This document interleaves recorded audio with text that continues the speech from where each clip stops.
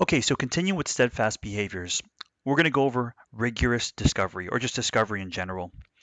When it comes to a demo, this is not just relating to remote type of sales, it's also providing a demonstration of the product. You don't want to rush to show the product right away. You might want to give a glimpse of it to drive attention for them to spend time with you. But to give a full demonstration, you need to commit to a discovery and still go through the process of understanding how the product or service ties to a need or want for the person you're speaking to. Removing emotion out of the equation, at least initially, right, is going to help you move or identify these things quickly, right?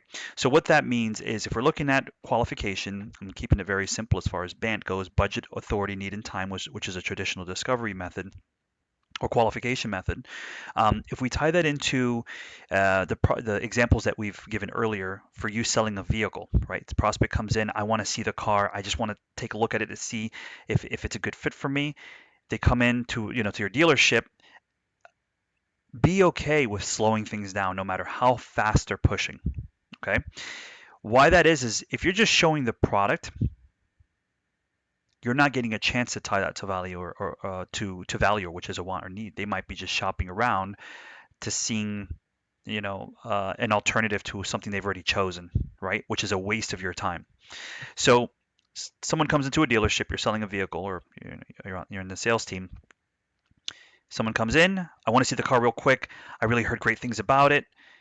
Don't waste your time. Your time is just as valuable as the person you're selling to. So go ahead and slow them down as far as a demonstration. If they want to drive the vehicle, go over that process that you've identified, right?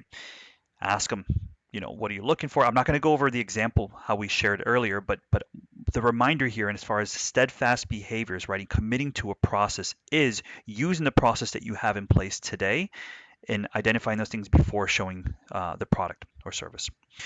Um, you have to stay committed to the business plan that you have, the business pain, excuse me, the business pain that you have in place, or that you are solving. And when you're just showing, you're likely going to be something called column fodder. I think this was mentioned before earlier, but I'm going to reiterate it. Is just essentially a price point that they can negotiate with someone else. And if you're just battling on price, it's easy to be replaced, right? And then you lose your value as a salesperson to your organization. You're a value builder. You're a trust builder. So stick to uncovering the business pain, do discovery. So moving forward, value articulation. When you've uncovered the reason, the why of the want or need for the prospect and why they're interested in your product or service, you need to target the end game. What is the value? Not what you've heard about the industry, who you sold to in the past. What outcome does it drive for that person? Right? You need to look multiple layers or multiple benchmarks ahead. You can't just look at, hey, it's going to save you money or hey, it's going to solve a problem. You need to go into, and that's actually a good idea, is to tie into feelings for outcomes. So going back to the example we just went over, selling a vehicle. This is actually an example tied to how I bought my last car. Is we have very tough winters here. And one of the things that I was looking at, and I did share with one of the salespeople I was working with initially, is I want a car that had high clearance, but I didn't want a big SUV. I also want to look at fuel efficiency as well. So I told that person in the beginning when they're doing the discovery, mind you, I did shopping with a couple of dealerships, but the person I didn't end up buying with through, they remembered that. And so as we were going through conversations, they learned I had a family, right? I had a couple of young kids. So we were at the end, right? I think this is like a couple weeks or a month into the sales process. I had a couple of options. The gentleman ended up stating with me, the car that you chose with us, it's going to feel great during the winters, not having to worry about the kids climbing out of snow or your car breaking out or breaking down during the snowstorms. And that hit a feeling for me. That actually, him saying that, shoulders dropped, deep breath. I'm like, that feels good, right? So he'd focus on the outcome, not fuel efficiency. Fuel efficiency can drive an outcome, right? Tie that to emotion. The fact that, hey, you don't have to fill gas as much. You're a busy guy. You're busy. You and your wife are pretty busy. Having great fuel efficiency. Imagine not having to stop as much as your current vehicle for gas. That's an outcome. That's an emotion that you're driving out for me. And people buy that. They buy outcomes. Okay. And the same thing if we can tie that back into software as far as um, selling a CRM, as we mentioned earlier, is if your solution it doesn't have as many bugs, right? And that's one of your drivers or the person's drivers for buying. Um, Maybe giving them a calculator and saying, listen, the time that you spend every week on managing the bugs or the time that your current platform slows down, look how much that cuts out 10 minutes out of your day each day. We calculated it together. You can't do this. And so during the sales process, you can sell an outcome saying 10 times 5, so 5 days out of the week. What can you do with 50 minutes as a salesperson, right? Because right now you're wasting 10 minutes every day for a week or out of the 5 days of the week. What can you do with 50 minutes? Well, and the prospect says, well, I can take a longer lunch. Is that valuable for you? Yes, because I'm totally stressed out. So you're selling an outcome. You're selling time in that instance, right? So sell the outcomes, not the features. You can mention the features, but always tie it to outcomes and how it's relative to the person you're selling to. So essentially, that is what I'm trying to articulate here. Moving on to the next steadfast behavior is a follow through. We've already discussed why it's important to follow through in building trust, but as an activity or as a process within your organization, stay committed to the process you've put in place on your turnaround time, for example. If you have a meeting with somebody, I believe 24 hours is kind of long. If you have a demonstration remote or if you're meeting with somebody, try to do it within the hour, right? Automate that if possible, but also create authenticity behind it. If it's too automated, you probably have all experienced this. If you get an automated message after speaking with somebody, it doesn't necessarily feel good, right? You don't feel like you're establishing authenticity, but try to either do it yourself or if you're automating it, try to drive it as much authenticity as possible. Don't make it feel templated. Okay. So as far as a follow through, um, correspondence, if you're speaking with somebody, just a quick recap of what you spoke about. What are the next steps? Do that quickly. Don't get lazy. Sometimes our presentations, sometimes we spend a lot of time, selling can be exhausting even for an extrovert. And right after a call, you kind of want to just go have a coffee, go on a bathroom break, which, bathroom break, go ahead, do it, do what you got to do. But just be very consistent on your responses, your follow throughs. If you're going to send a case study, if you said that, if whatever it is, just be prompt on it, follow through, right? Creating those tasks for yourself, those processes to make sure that you don't let laziness, emotions, whatever it is, make you miss that next step. Okay, and that is actually Pavloving your prospect and training them and understanding how it's going to be once they buy from you.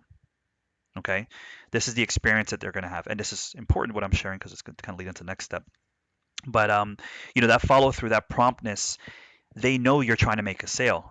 But if you do it consistently, they realize that's a part of your process as an organization. It's a steadfast behavior you have in place, and that's not going to end when they give you money. Okay. Um, so as you see on the last line here, the proposals and the intros and the info that you provide to them in a timely fashion becomes your silent reputation builder outside of social proof and whatever way they are perceiving your reputation. On the next section, and by the way, what I mentioned as far as building or growing a customer in the previous slide, or continuously working with a customer, that's in the last slide here, not in this one. This is just more of focusing on the adherence of your process. So we've talked about the process that you put in place, but trust it where it's at today, then adapt. Okay. If you're just starting out, you have a very rough sales process, create one. Don't spend too much time reading too many books, reading too many courses. I mean, hey, you're looking at mine, great that you are, but what's most important is activity. So, sticking to your process as far as 50 calls per day, phone calls per day, knocking out 100 emails per day. That most of that is automated, so calls should be where a lot of your efforts are taking place, or using a dialer. Creating that process, the cadence. If you call somebody an email right after 24 hours, the same thing. All of the process that you put in place, create it and stick to it. Even the qualification steps, if it's budget, authority, need, and time, making sure that you stick to that no matter what. right? If someone's rushing you to get information quickly, if you just got off a big win and you're feeling confident, great, but don't slip up on the next call or sale, right? We always have to be selling. If you just came off a big loss, shelf it, right? Mentally shelf that, deal with it later, all right? Go for a jog, but stick to your process. Then question that process, right? Um, you might need to take a look and say, listen, BANT is not enough. I also need to look at a couple other things for my product or service to be delivered for the customer. Something in technology I train on is ICUs of implementation. So that's implementation, configuration, and upkeep, or that's actually ICUs of delivery is what I actually coined it as. So implementation, configuration, and upkeep. So during your process, if you realize that it's impossible, it's difficult to implement the solution, even though they have budget, even though we have the right buyers, even though they need it, even though they have a timeline, that process, if it doesn't, or that qualification factor, if you don't continuously ask those questions, that person is probably going to churn quickly or might not even buy. So creating that process and adapting and just being creative. Once you've done it, review it and be creative. You can challenge it once you've put it in place. So post-sale presence, this is what I mentioned before.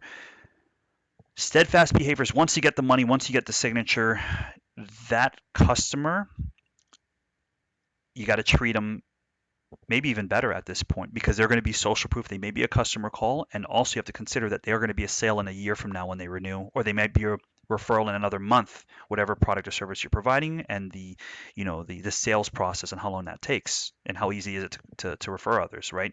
So as soon as you close the business, depending on the process you have in place, try to still be involved, right? Don't just be that salesperson that got the signature and just vanished. I've gone through that, purchasing products or products and services for the companies I've worked with, as well as for myself. And there's a lot of opportunity to continue that relationship and allow that person to keep selling for you, and also for them to refer business to you. And then making sure that they see the outcomes of success. Once we close a business, yes, there are some legal measures in place to protect you as a seller, but if they really wanted to, they can get out of it, and you just had a churn a customer. So as mentioned, having that relationship continue after you have sold to them builds that referrals, renewals, right? Referrals to other customers, which is a great channel. Very established salespeople have built referral channels that they don't really have to do as much outbounding anymore, right? Which is great, but it takes time. Renewals, to renew the product or service, depending on that timeline, makes it easier if they know who you are and they don't forget about you. And just your name and reputation as a whole, right?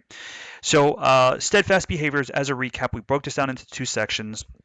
Ultimately, everything that we're going over are just more of a reinforcement of what we've talked about through the sales process. Again, building the trust, building the value, on those two specific segments. It's just reinforcing that, without you have to being too subjective. This is driving a little bit more objectivity to that. And this is great behaviors to put in place both professionally and personally, right? Because it gives you enough time to focus and be creative, and give you some off time, then continuously figure out what your next step is. If you have a process, if you have those behaviors in place, it alleviates a lot of the stress that sometimes this industry or this sector brings, or this business unit brings to you all. So overall, thank you for taking the time here. The next section, we're going to conclude, and just do a quick recap of the entire segment or the entire course itself. So thanks for listening.